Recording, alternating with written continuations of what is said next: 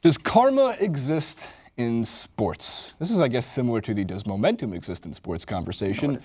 Because, it's not similar at all. Well, it's similar in the way that, like, you're taking one thing that could be correlated but not directly related to another thing. But we go to Reddit. I'm stopping you. We go to Reddit.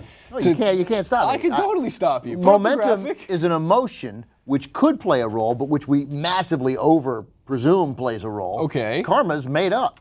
Karma is not made up, according to some people. And maybe you're hurting your own karma right now. Maybe there's a parking ticket on your car if we go outside. We'll see what happens. Let's take a look to Reddit, because this is where we found the question in itself. We want to give credit to where credit is due from the novelty accountant. What is the best example of karma in sports? And one of them, I'd like to go back to 2003, where our good buddy Matt Hasselbeck said something at a coin toss. Athelets won the toss. We want the ball, we're going to score. Athelets won the toss. We want the ball, we're going to score. So he wasn't wrong. They won the ball, and they also he threw a touchdown pass. There was a touchdown. He threw a touchdown. And shortly after he threw the ball, it was a touchdown. So that's a great example of karma. So what happened was Matt Hasselbeck and the Seahawks got the kickoff, and they ran it back, I believe, to like the 20, 21-yard line. And then about 2 plays later, Matt Hasselbeck threw a pass that was horribly placed, and the Packers intercepted it and returned it for a touchdown. Want the ball, we're going to score. Right. The other link, there's another link in that Reddit thread in which there's an old Chicago Blackhawks player who is taunting somebody behind the net. That's my favorite. It's really my favorite one. I'm not a big hockey fan, but And you get smacked in the face in the. So the player gets hit in the face, and then a fan in the front row gets right up against the glass and starts taunting Sullivan, I think is the Yes. and then starts taunting the player, and he's like, "Oh, look, cut you right here, ah!" Right? And he's just fan is at that point being the worst that we have as humans, like taking someone when they're down and turning it into your chance to act like a big shot. Like, look at me, talk to the millionaire, and put him in his place. Shut It's up hockey. and sit It down. could be 100,000 there. Right. So the humiliating for the fan. It's just a terrible moment. And then a couple minutes later, random puck goes into the stands, hits that guy in the head. Right. Well, so actually, the one that I found was a little bit different. It was similar in the way that had to do with taunting, and it also happened to. This is the Blackhawks back in 2001.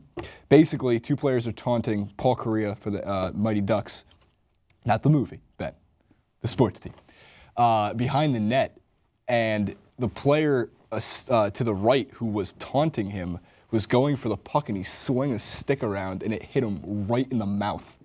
And he's coming off the ice, and the commentators are like, unbelievable, the irony, hits him right in the mouth. His jaw's bleeding, I wonder if he's going to be taunting anymore. Reddit is great for that reason, because I never would have seen that. I would never have watched that happen years ago. It took me longer to get into hockey, a great sport. I know I have Michael Shore on my side for that one, at least. But it does, so like the other examples we have of karma existing, or if it truly exists in sports, was last year's NFL NFC Playoffs. First, the Detroit Lions, if you want to fill in some context. We have a picture of Brandon Pettigrew and Hitchens. What happened in that game, Ben? Oh, yeah, so the refs, it seemed to be pretty clear pass interference. And again, pass interference is a judgment call, and sometimes it gets called and sometimes it doesn't. I got that. Like, a referee's missing a call isn't the worst thing in the world. But a situation like this where they called it for what is generally called, like I would say that situation with Hitchens on Pettigrew gets called 85% of the time, right? You can miss it, and that's okay. But it does get called, and it was called. But then to have it overruled made it a stunning development, to have that flag picked up. And then that would have given the Lions a chance to kick a field goal and win the game. As it happened, they lose. The Cowboys move on, play the Packers in Dallas, and then the very next week.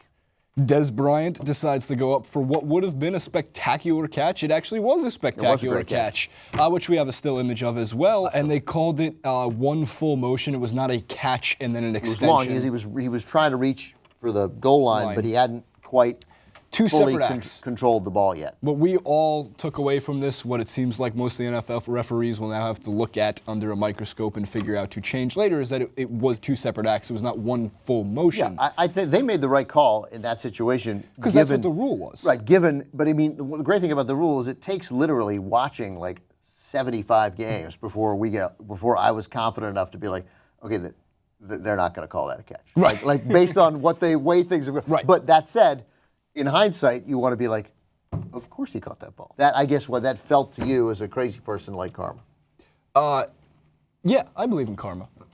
Just because, and I'm not like I'm not a religious person overall, But I mean, but I believe that, you know what, if you lend a friend $1 when your friend needs $1 sometimes, that will come back to you in the end because then you'll get $1 in return. Maybe that turns into a... No, it won't. You lend your friend $1 because it's the right thing to do.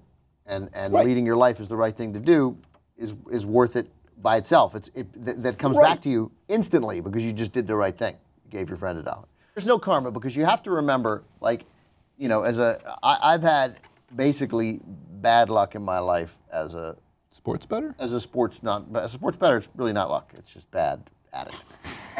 I have periods where I think when I concentrate on it, I'm pretty good, but I don't concentrate. I just want to bet most of the time.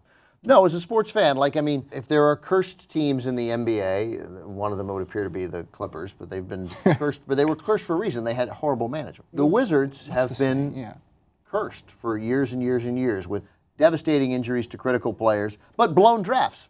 So blown drafts, you just have to own. That's making a mistake. That's not karma, though. Wake up on the morning of the draft, I think in whenever it was, 1983, earlier 81, and I'm reading about how we're going to take this forward out of Louisiana Tech named Karl Malone with what I think was the 12th pick.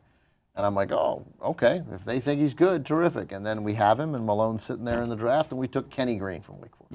Right? Would have changed the fortune of the franchise if they'd done what they were thinking about doing. But there's no justice has come around for that. I'm an Oakland A's fan. We're 1-13 in closeout. Hold on, 1-13 in closeout games in playoff series.